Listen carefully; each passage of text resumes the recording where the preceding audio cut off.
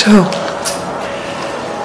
Dipti, do you want to mention something about the question on lines? Right, so some of the questions have come online, so Ajahn would like to address the online questions to start with, and in the evening session, the questions that come from this group. Yes, and there is another, trying to find a time for online later on, but if you are here till the end, then that's okay. You can also ask question later on. Yeah? And I'm sorry I'm a bit late, so we decided yesterday to keep on time, to be really tight timekeeper. It's not beginning very well, but we'll try our best. I'll try my best. So please go ahead.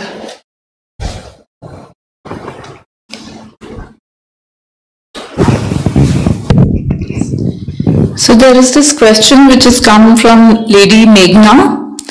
The question is, how one can break avijja? Why it seems so firmly settled and so hard to break?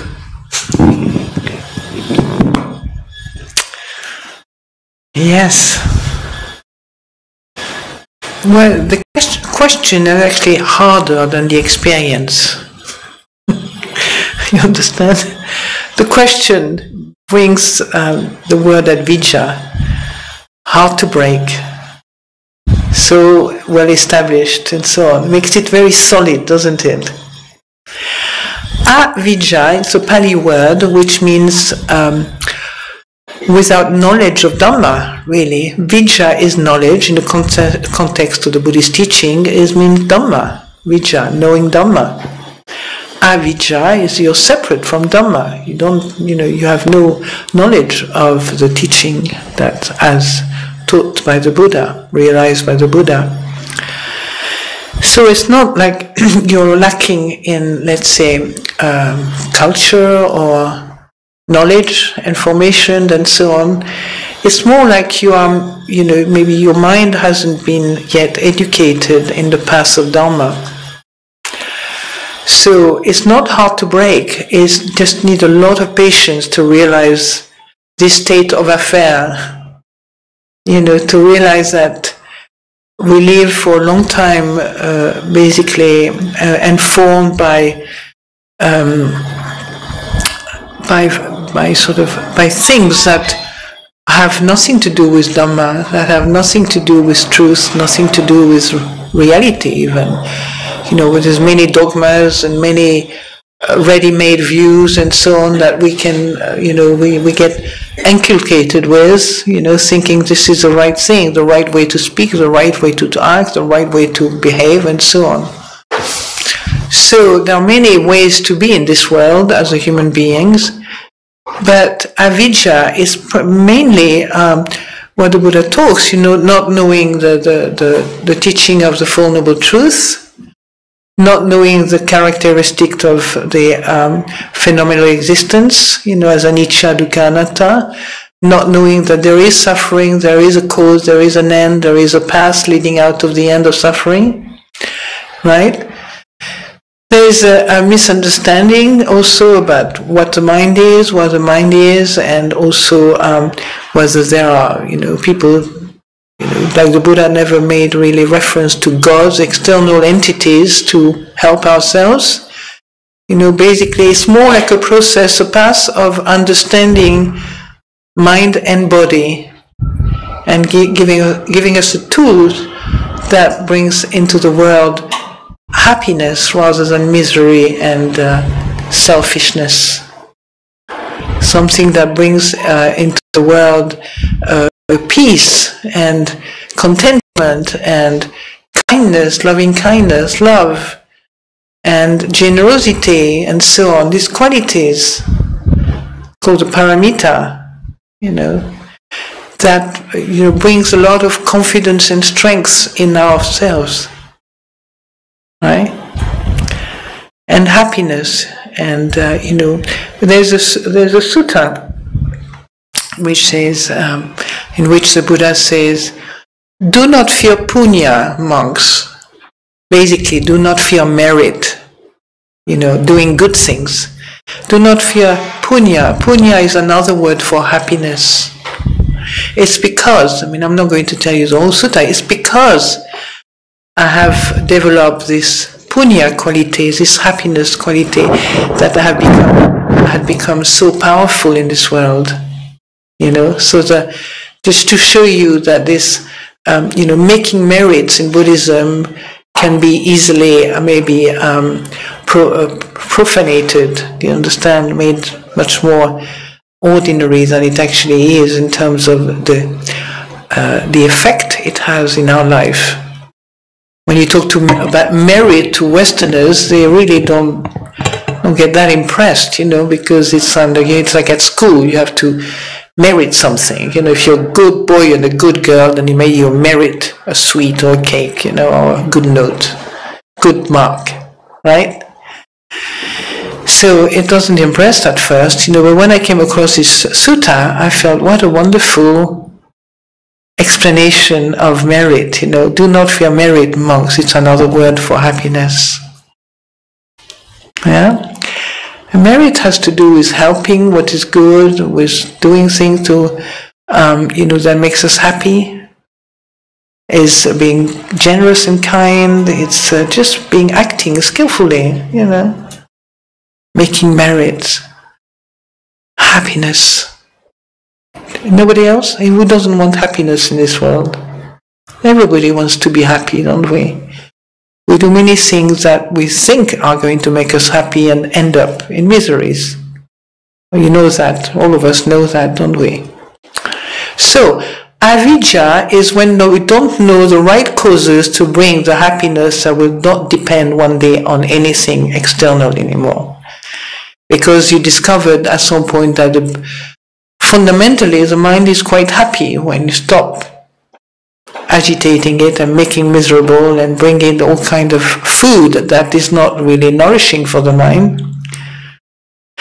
Giving it energy and clarity, giving it peace and contentment, giving it, the ability to concentrate, to be strong and powerful, not because of worldly powers, but just able to withstand avidya. That's the power of the mind, to withstand avidya, to withstand the power of greed, hatred, and delusion, in other words. Delusion is avidya, and under the umbrella of avidya, you have greed and hatred, which has many little umbrellas down to little good kind of droplet kind of umbrellas. From rage and wanting to kill somebody, and anger and so on, you can go down and it's kind of smaller, maybe it's just an irritation, a moment of agitation or something. You still don't want that, something, not wanting something.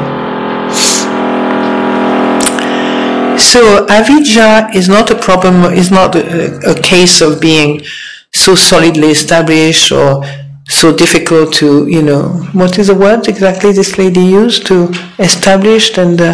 so hard to break. Hard to break, yes, but if you think about it, it makes it even harder. Well, it's like a medicine. If you know a medicine is going to cure you, it's not difficult to take the medicine, is it? Right? That's it. The Dhamma, the non-avidya, is easy to take because you know that it leads you to good health, mentally and emotionally and so on, good health. So it's not easy to break, but it is easy to forget, right? It's very easy to forget the effect of avidya on us. We want to go fast, but we can't go fast, it's like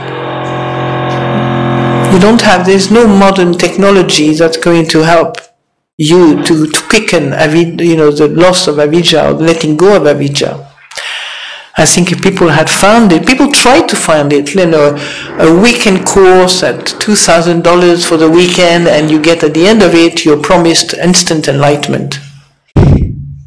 There's many of these things around the world, A guru will enlighten you in a day. Touch of the hand and you're there.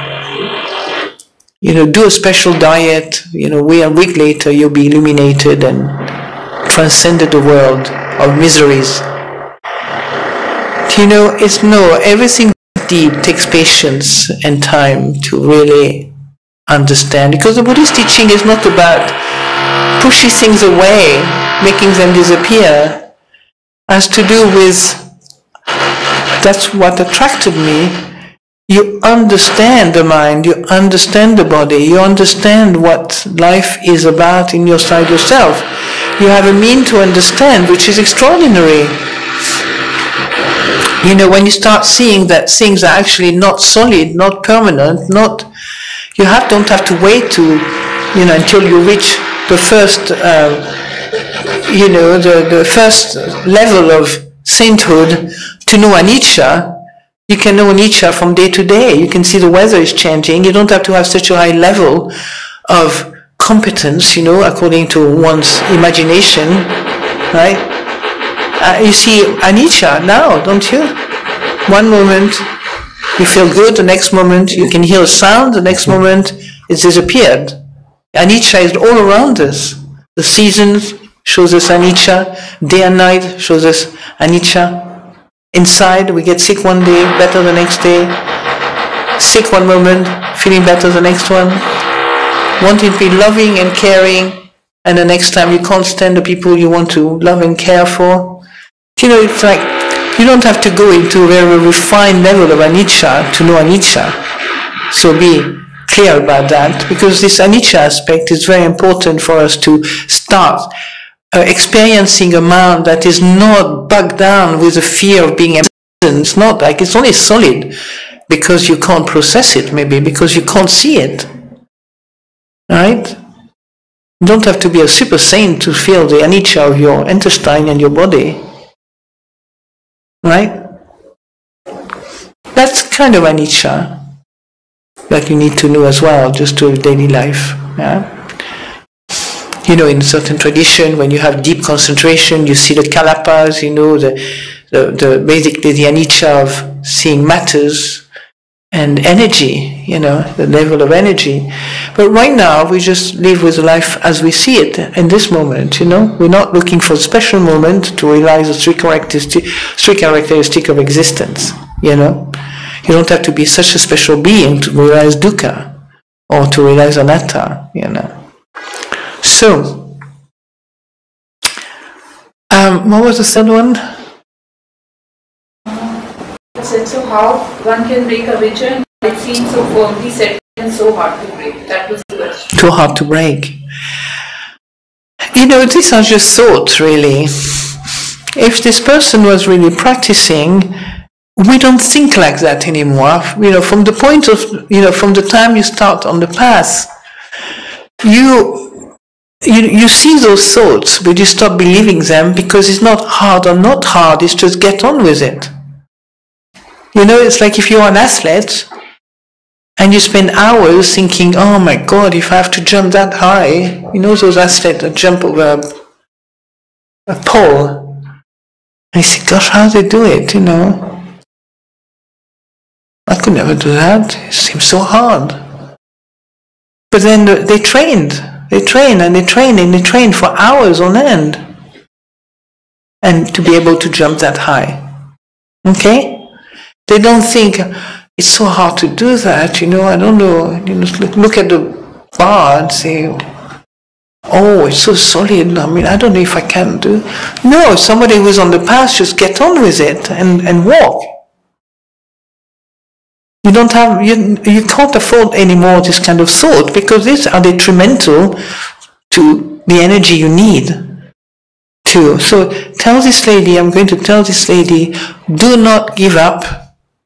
Keep going on the path, and any thought that tells you that you're not going to be able to do it, or you're not capable, or it's going to be too hard, just begin to follow the path by letting them go.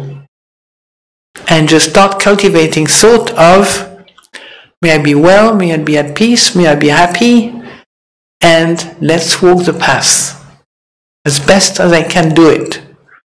If you have books, if you have some good teachers around, like you can come to see at Dhammārāma, you have some teachers here who practice already, You can ask them questions, you can ask them advice, you can come and do meditation practice and so on. Then you will realize the path is neither hard nor easy, it's just walking with life, inside and outside, life within oneself and life outside oneself. And with good guidance and with good teachers around and with good friends, the Sangha is very important, the monastic Sangha or the practitioner Sangha. It's a very important, the Buddha calls it, the whole of the holy life. When his cousin Ananda, who was also his attendant for decades, when he asked Buddha, what is the role of the Sangha? Is it half of the holy life? Or the Buddha said, not so Ananda. The Sangha is a whole association with the good, with the beautiful, it's a whole of the holy life, and that includes the Dhamma, those who practice Dhamma, those who are ordained to practice Dhamma, those who live in life also who practice Dhamma. So association with Dhamma, with the practice, yeah. So I wish you good luck to continue the path. Should I translate now? Yes, please. प्रश्न था मेघना का, दीप्ति जी ने पढ़ा कि हम किस तरह से अविद्या को तोड़ सकते हैं और वो इतना मुश्किल क्यों लगती है उसका छुटकारा पाना। तो आजान ने बताया कि हमारा इस तरह के विचार जो कि अविद्या बहुत मुश्किल है, बहुत मुश्किल तोड़ना, ये विचार ही उसको मुश्किल बनाते हैं। हमको धर्म के मार्ग पर चलना शुरू कर देना चाहिए और इस तरह के विचार जो हमको हतोत्साहित करते हैं, उस तरह के विचार को एंटरटेन नहीं करना चाहिए। हाँ, ये बात सच है कि जो मन अगर हमारा धर्म के मार्ग पे नहीं चला है तो उसको उस डायरेक्शन में ले जाने में थोड़ा समय लगता है और बहुत पेशेंस की जरूरत है, धैर्य की जरूरत है, क्योंकि हमारा मन बहुत लंबे समय तक अविद्या से व्याप्त रहा है और उसी तरह के विचार, उसी तरह के व्यूज, उसी तरह के डॉगमास से, चार आर्य सत्यों के बारे में समझ नहीं है, उनको ठीक से समझते नहीं, दुख का कारण नहीं समझते, ना ही तीन लक्षणों के बारे में समझते हैं, अनिच्छा, दुख, अनात्ता के बारे में। तो इन सब भ्रांतियों के कारण ही हमको ऐसा लगता है कि ये बहुत मुश्किल है। लेकिन जो धर्म का मार्ग है वो हमको ऐसे टूल्स देता है जिससे कि हम इन सब दिक्कतों से छुटकारा पा सकें, हम शांति, संतुष्टि और सुख की ओर बढ़ सकें। और उस मार्ग पर चलने से कॉन्फिडेंस भी आता है और फिर हम उन्होंने ध्यान आकर्षित किया कि पुण्य पारमी बढ़ाने के लिए भी, कि पुण्य पारमी बढ़ाने भी हमारे धर्म के मार्ग पे सहायता करती हैं। उन्होंने कहा कि पश्चिम में शायद वो बात उतनी ठीक से समझ में नहीं आती, लेकिन जो हम पुण्य अर्जित करते हैं उनका भी साधना के मार्ग पे हमारा काफी मदद होती है।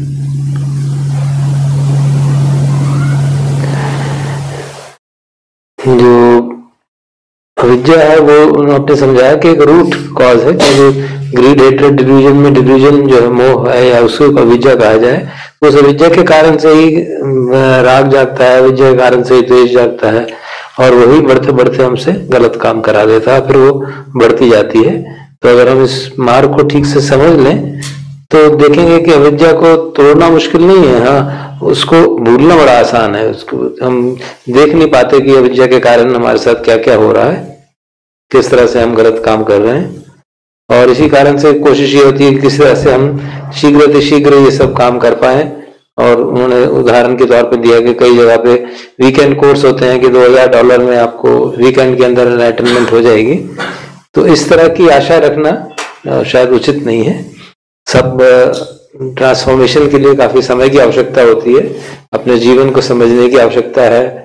जैसे अनित्य बोध की बात आपने कही कि वो बहुत गंभीर साधना से, समाधि से, कलापों को देख के और कलापों के उदय को देख के ही अनिश्चय समझा जा सकता है, ऐसी बात नहीं है। अनिश्चय तो प्रतिदिन प्रतिक्षण हमारे सामने है। मौसम है, शोर है, कभी एक क्षण हम ठीक स्वास्थ्य होता है, अगले क्षण बीमार हो जाता है, कभी गर्मी होती है, कभी सर्दी होती है। तो ये सब चीजें हमारे सामने हैं और अगर हम सजग होकर उनकी ओर ध्यान देंगे तो जो अनिश्चय की बात हमारे समझ में आ सकती है। इसी तरह से दुख को जानने के लिए भी बहुत हमें गहरी समाधियों की आवश्यकता नहीं होती। अनात्म को भी इसी तरह से समझा जा सकता है। तो जो 3 लक्षण हैं जो हमारे समझाए जाते हैं धर्म के मार्ग पे कि हमको अनिच्छा, दुख, अनात्ता समझना चाहिए, वो बड़े कई बार लगता है कि उनको समझना बहुत मुश्किल है, लेकिन अगर हम ध्यान से देखें तो सामान्य जीवन में भी हमको वो समझ में आ सकते हैं। उन्होंने उदाहरण के तौर पे दिया कि जैसे कोई हाई जंप करने वाला एथलीट है, वो हाई जंप करना चाहता है, अगर वो शुरू में देखे और इतना ऊंचा उठना है तो और वो हतोत्साहित हो जा रही है तो नहीं हो सकता है, तो बहुत मुश्किल है, तो फिर आगे बढ़ेगा ही नहीं। तो क्या करता है, वो ट्रेनिंग करता है धीरे धीरे और उस ऊंचाई तक उठ जाता है। तो इसी तरह से हमको भी हतोत्साहित नहीं होना चाहिए, धीरे धीरे चलना चाहिए। मार्ग पे चलेंगे तो धीरे धीरे देखेंगे कि इस तरह के जो विचार हैं कि बहुत मुश्किल है, बहुत कठिन है, ये हमारे को मार्ग पे चलने में अवरुद्ध करते हैं, मार्ग को आगे बढ़ने से दिक्कत होती है। तो इस तरह के विचार हमको एंटरटेन नहीं करने चाहिए। ठीक उसी तरह से जैसे वो धावक जो है, जो लॉन्ग हाई जंपर है, वो इस तरह के विचार करे इतना ऊंचा मैं कैसे उठूंगा, तो आगे बढ़ ही नहीं पाएगा। ठीक उसी तरह से हमको भी इस तरह के विचार नहीं रखने चाहिए। हमको मैत्री भावना रखनी चाहिए कि मैं प्रसन्न हूँ, मैं सुखी हूँ, और उस भाव से के आधार पर चित्त को शांत करके, चित्त को प्रसन्न करके आगे बढ़ना चाहिए।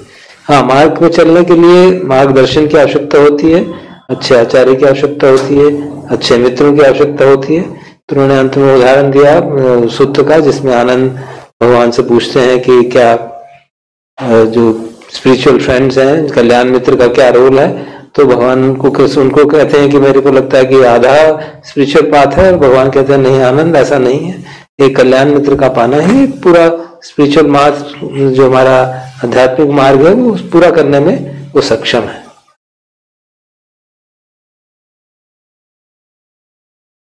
Thank you.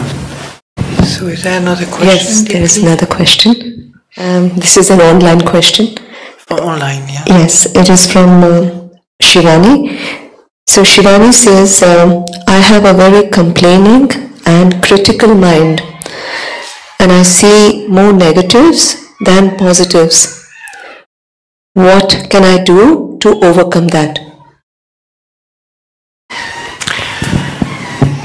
First of all, I'd like to reassure this lady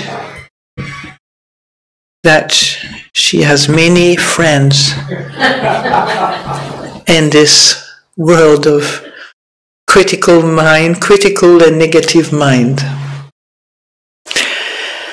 People think that it comes from the fact that we have been so well educated, so well trained in thinking and so on, that we can see everything that's wrong straight away.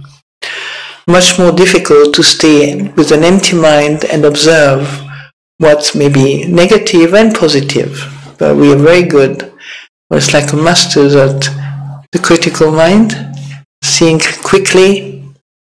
That's what we are trained for. I mean, if you have been to studying or...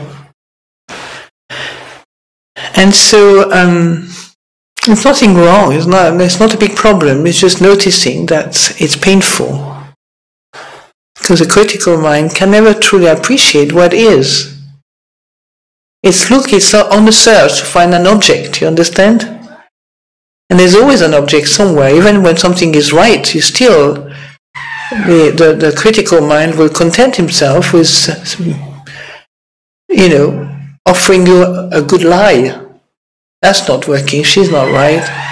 Well, you look at it maybe 2 days later, what you thought was not working, and that person that was not right is actually absolutely fine. The whole thing is fine, there's no problem. But the mind is so good, it can easily lie. Be careful.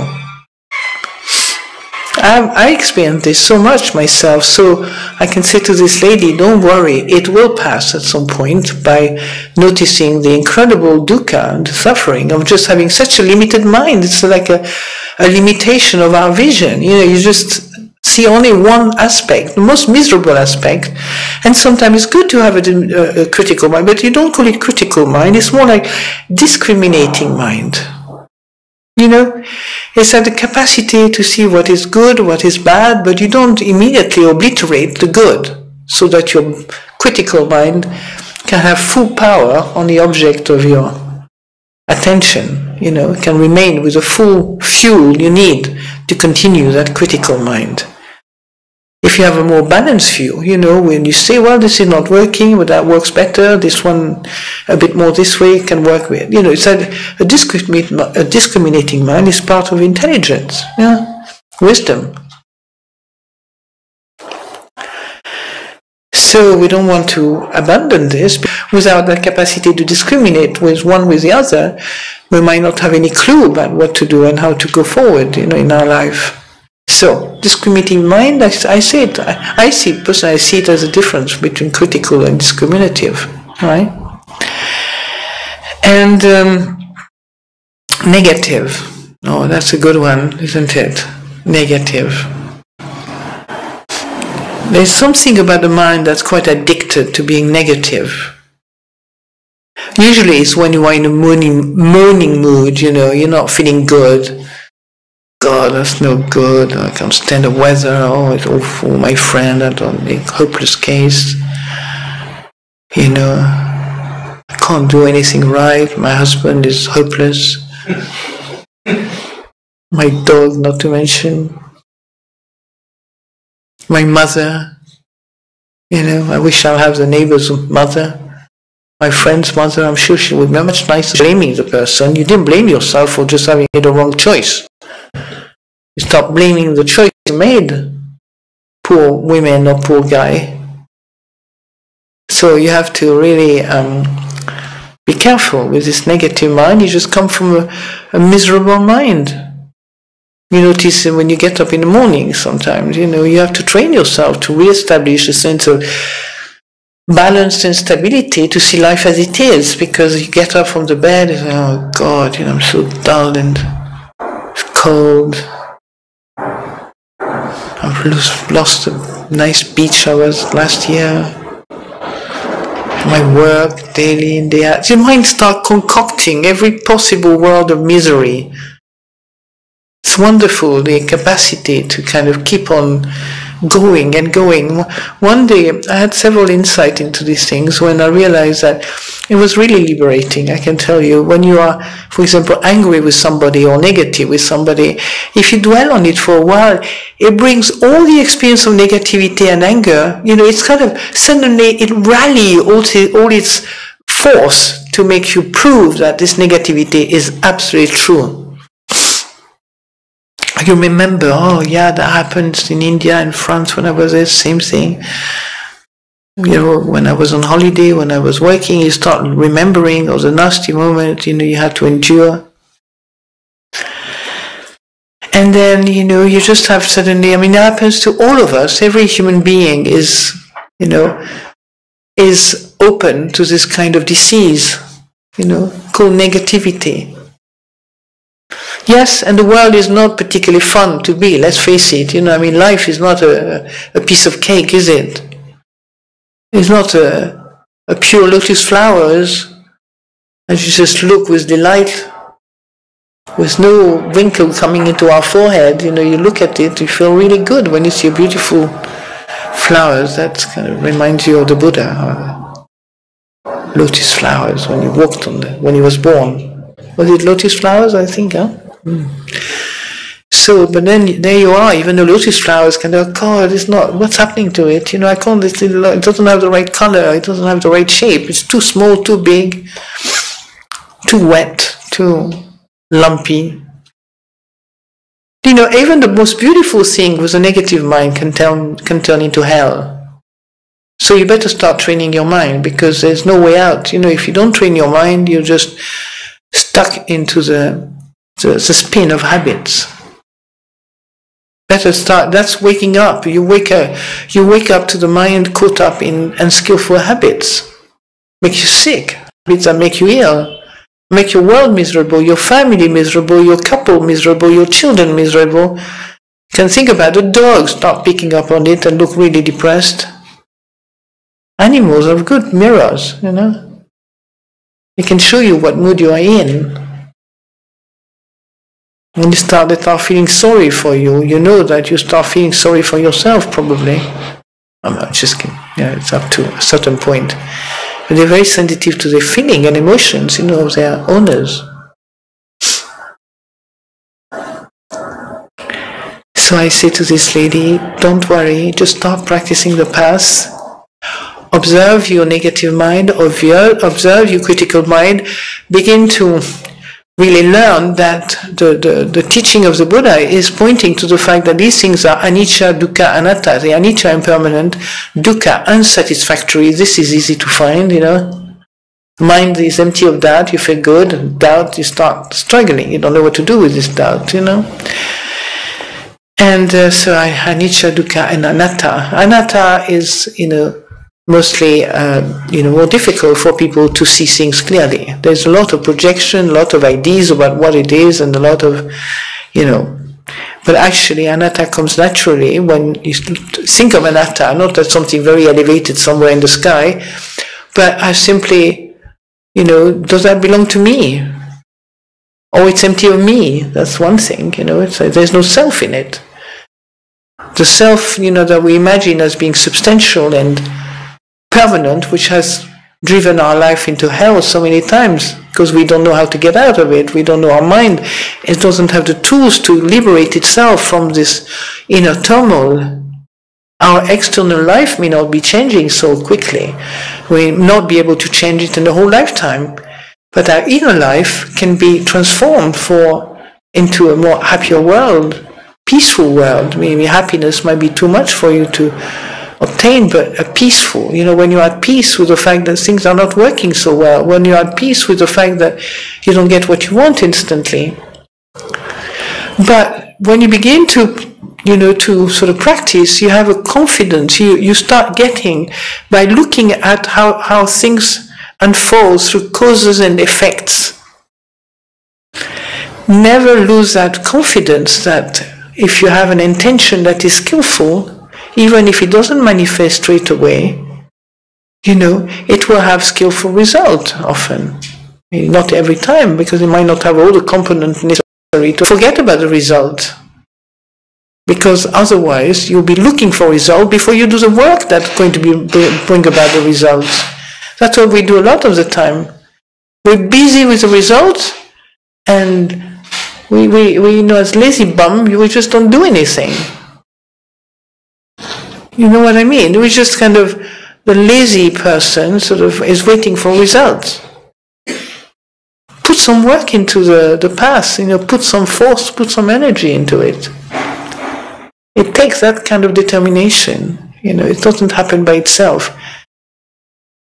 And not just energy, but in immense patience. With a critical negative mind, you need to be really at peace with the fact that this mind is here now, but it's not here forever. It's not here all day long and night. Sometimes we have a night without a critical mind. Sometimes we get up on the right foot. You notice sometimes you have had a good thought through your, maybe a good experience through your sleep, peaceful maybe sleep. You get up, you feel quite bright and happy. Right? So life is the same. You don't have to be,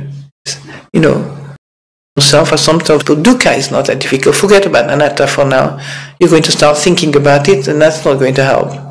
But the fact is anicca, it's actually, you already feel that the mind, if you don't touch it, if you don't hold on to it, if you don't get involved with your critical mind, leave it alone and observe how long it lasts. Right? Observe how long it lasts. You'll be surprised. You don't touch it, don't engage with it, don't give any power to that state of mind. See for yourself how long it takes for it to disappear. And you might come back out of habit. Do the same thing, keep doing the same thing. That's walking the path. The art of letting go. Yeah? Okay, I think maybe we said enough. That's it, the two questions. Yes, please, Mr. Da. दूसरा प्रश्न शिवानी की तरफ से था कि मेरा मन बहुत कंप्लेनिंग एटीट्यूड है, क्रिटिकल माइंड रहता है, जीवन में ज्यादा नेगेटिविटी देखती हूँ, पॉजिटिविटी कम देख पाती हूँ.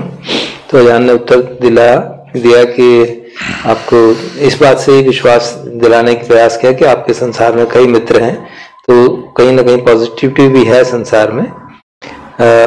उन्हें हमारा ध्यान आकर्षित किया कि जो हमारी शिक्षा है वो हमको ट्रेन करती है इस तरह से इन्वेस्टिगेटिव माइंड में, क्रिटिकल माइंड में, उसमें दिक्कत नहीं है। लेकिन क्रिटिकल माइंड और डिस्क्रिमिनेटिव माइंड में डिस्टिंग्विश नहीं कर पाने के कारण दिक्कत होती है। और डिस्क्रिमिनेटिव माइंड जो है, जो एक चीजों को जैसे धम्म विचार कहते हैं, देखता है, अच्छे बुरे का भेद करता है, वो अच्छे बुरे का भेद भी एक तरह से क्रिटिकल माइंड ही है। लेकिन अगर वो उसमें भेद न कर पाए तो जो अच्छे बुरे का भेद करता है डिस्क्रिमिनेटिव माइंड, जो कि एक प्रज्ञा का ही भाग है, वो हमारे पास रहना चाहिए। लेकिन वो क्रिटिकल माइंड तब बन जाता है जब हम उसको हम हमेशा एक ही नजरिए से देखने की कोशिश करते हैं कि क्या हर चीज को अच्छे बुरे के हिसाब से ही देखने की कोशिश करते हैं, जहाँ पे कि वो उपयुक्त ना हो। अब अगर हम धर्म के मार्ग पे चलते हुए ठीक से देखेंगे तो पता चलेगा कि आज जो हमको चीज ठीक लग रही है, ठीक नहीं लग रही, 2 दिन बाद हो सकता है वही ठीक लगे। तो अगर हम धैर्य रखें और अपने क्रिटिकल माइंड के प्रति भी मैत्री का भाव रखें, तो वो अपने आप ही सुलझ जाता है। सामान्यतः मन की एक टेंडेंसी रहती है कि हम नेगेटिविटी को स्टिक करते हैं, लोगों के जो कमियां हैं उनकी वो ज्यादा ध्यान देते हैं, चाहे वो अपने घर के लोग हों, अपना पति हो, पत्नी हो, माता हो, पार्टनर हो। हम ये समझते हैं कि उनमें कमी है, कभी हम ये नहीं सोचते कि हमारी अपनी चॉइस की गलती हो गई।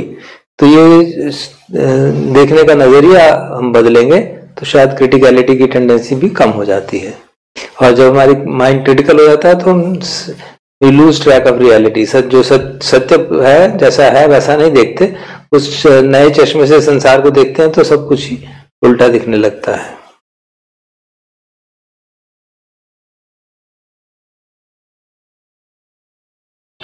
और जब भी किसी के प्रति हमारी नेगेटिविटी होती है तो उसकी हमेशा उसकी बुराइयां ही नजर आती हैं, उसमें कुछ अच्छाइयां हैं, उसमें कुछ हमारा भला किया, वो बात हमारे समझ में कभी भी नहीं आती। जबकि धर्म के मार्ग पे चल के हमको ये समझ में आता है कि चित्त जो है अपने में तो शुद्ध है, तो एक शुद्ध, एक सफेद कमल की भांति, जैसे उन्होंने उदाहरण दिया है, बिल्कुल शुद्ध है। भगवान भी हमको बार बार समझाते हैं, लेकिन उसमें जो डिफाइलमेंट्स आ जाती हैं, जैसे क्रिटिकलिटी है, नेगेटिविटी है, उसके कारण ये परेशानी हो जाती है। अगर हम उस नेगेटिविटी को देख लें, उसमें उलझे नहीं, तो अपने आप ही वो उसका नित्य स्वभाव प्रकट होता है, वो समाप्त हो जाती है। तो उसी को वेकिंग अप कहा गया कि हम एक अप्रिय परिस्थिति से जाग गए, एक मन की जो दुविधा में फंसा हुआ मन था उससे जाग गए और उस दुविधा से बाहर निकल आए। मूल यही था कि अगर हम, तो फिर हम उस नेगेटिविटी के प्रति उसको हटाने की जो चेष्टा है वो उस तरह से जोर जबरदस्ती करके नहीं करते।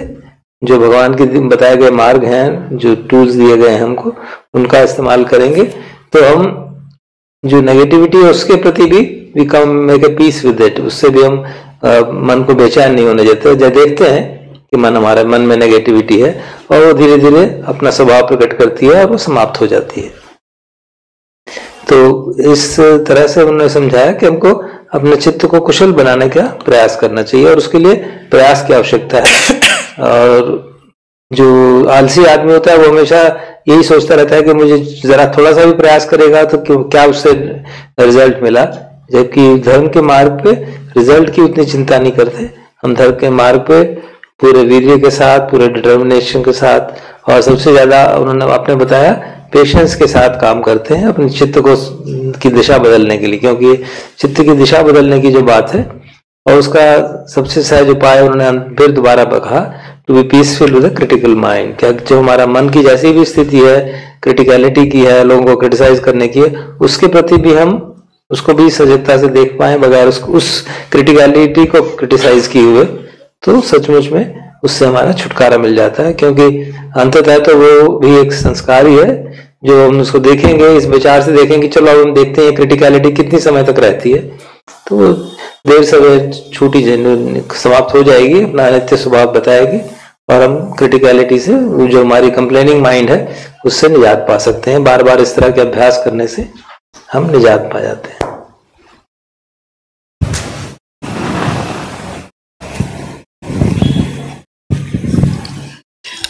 There's one more question, Ajahn. So we have about 15 minutes. May I ask the question? This is again from Meghna. What is this continuous sound in the ears? Kind of radio-electric frequency. Sometimes very high and sometimes low. Well, it's a very good news that you can hear the sound of silence. It's a sound which in yoga is called a nada sound. And in the Sikh tradition also, friends in England have told us that this sound is also a part of the Sikh tradition. But to talk about these things, you have to have a transmission. My teacher, I remember Ajahn Sumedho, was interested to speak with the leader of the Sikh tradition to know how they use it.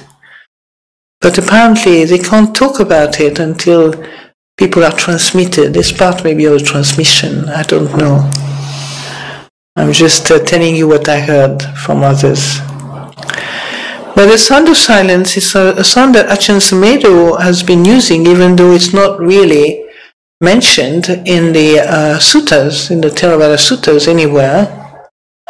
So there was a time when my teacher wanted to have more of a, just get some sense of what this sound was about, because nobody seemed to hear it much. And then some people wrote him books about sound of silence, and one of the books that got really our attention of my teacher, and also many of us, was a book by somebody called Salim Mikhail. He was half Indian. His grandmother was Indian, and the other half of the family was British. So quite an extraordinary man, and he written a book called The Path of Inner Vigilance, which is now, you find, republished as the Law of Attention. And he has several chapters on the sound of silence that is used, the nada sound, what he calls it, as a meditation object. So Ajahn Sumedho has been using this as a meditation object for a long time. He didn't teach it straight away. But it's a sound which is interesting. Once you hear it, you can't really control it so much. For some time it seems so heavy and so loud. I still remember when I did a retreat in Australia, in the bush. I didn't have many people around me, and the silence was deafening, And the sound of silence was, I thought, I'm going to go crazy. 3 months in that kuti on my own. I'm not going to last very long without running down the hill and screaming. But actually, the sound changed, the next day. It was different. So I don't know what made changed it, But it was quite bearable. At some point I can hear it now, even, this kind of high-pitched sound, which you cannot control. It's like the breath, you can say longer, shorter, or I feel tight, I feel this, I feel that, so you leave it alone, in other words. And then you just there listening to this sound of silence and then observing your body. Like I say, you can be mindful of the arms going up and down, okay? You're mindful of it. If you're not mindful of it, you forget to lift it up. And if you're not mindful when they're up, you forget to put it down. So you are mindful of the movement. Just like with the breath, you might be mindful of just the in-breath and out-breath. Or people make a big thing of mindfulness, but mindfulness is actually ability to see, the ability to know what's happening.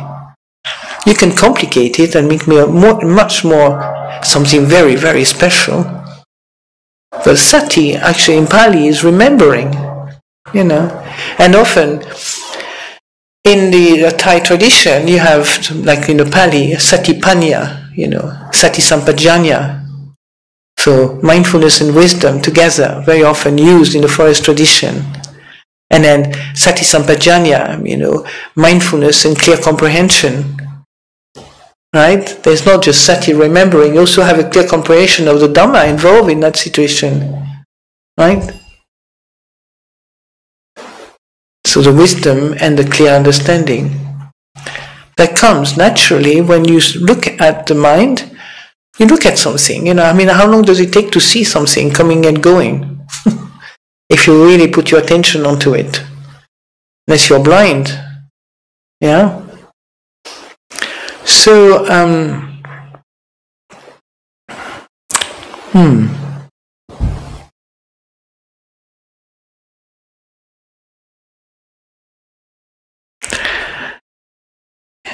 Yes. What was the question? I can't remember now. I mean, is there a longer aspect of this question? Sound of silence.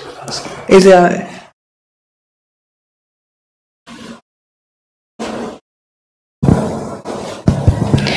What is this continuous sound in the ears? That's it. So basically, we're finished, kind of thing. Yeah. So please use it as a meditation object. When it's loud, don't worry about it. You just need to calm down, because otherwise you get really irritated, and because you can't control it. So, but if you calm down, and you can even forget it, at some point. Yeah. प्रश्न था कि ये continuous buzzing sound मेरे को सुनाई देती है, क्या है? तो अजान ने बताया कि जिसको अजान सुमेधो साउंड ऑफ साइलेंस कहते हैं, ये भारतीय परंपरा में नाद और सिख ट्रेडिशन में भी इसकी बात होती है। तो हालांकि ये थेरवाद आसुत्व में नहीं आती, लेकिन अजान सुमेधो ने इसके बारे में चर्चा की है, और उन्होंने एक बुक किताब का भी जिक्र किया, सरी माइकल मिशेल की किताब है जिसमें पाथ ऑफ इनर विजिलेंस या लॉ ऑफ अटेंशन उसको बना, उसमें एक चैप्टर है साउंड ऑफ साइलेंस का, और बता रहे थे कि अजान सुमेधो ने काफी इसको ऑब्जेक्ट ऑफ मेडिटेशन का ऑब्जेक्ट बना के ध्यान किया है। और अपनी भी अजान अनुभव बता रही थी कि एक ऑस्ट्रेलिया में एक रिट्रीट में थी, तो वहाँ पे बहुत तेजी से ये सुनाई दिया था, और फिर पता चला कि वो बदल भी जाता है। तो एक हाई पिच साउंड है जिसको हम कंट्रोल नहीं कर सकते, वो अपने हिसाब से परिस्थिति के हिसाब से बदलता रहता है, और हमें सिर्फ उसको एक ऑब्जेक्ट ऑफ मेडिटेशन बना सकते हैं। We can be just aware of it. और आपका विचार था कि अगर बहुत लाउड हो तो ये जैसे जैसे अभ्यास हो जाएगा तो बैकग्राउंड में चला जाता है। Very long. And then after that you have walking meditation from 2:15 to 3. Yeah. And then 3 to 3:45 you have sitting meditation. So that's, most of you have had guidance in walking meditation and sitting meditation. Who doesn't know walking meditation? Everybody has done walking meditation. Well, you had already a tutorial this morning, didn't you? Yes, good. So, you can all use, maybe somebody can explain what is used. Ajahn, before we do that, there are two people who are requested to meet you. Yes. Would this be a good time? Yes. Yeah. So, Mitashri and Mr. Mehra. So if you lift your hand up, I can see where you are. 1 and then 2. Okay, so we can go down the monastic residence room there. Okay. So we are using the terrace and the second floor for walking meditation. Okay, that's terrace above, second floor down below this one, yeah. No, further down. Second floor, is that? Oh, that's your father, isn't it? He doesn't mind being. First floor is the. Right? First floor is the office. Oh, okay. Second floor is the. It's funny because in French we use the first floor is the second floor in England, you know. But still have this old habit. So we can bow together.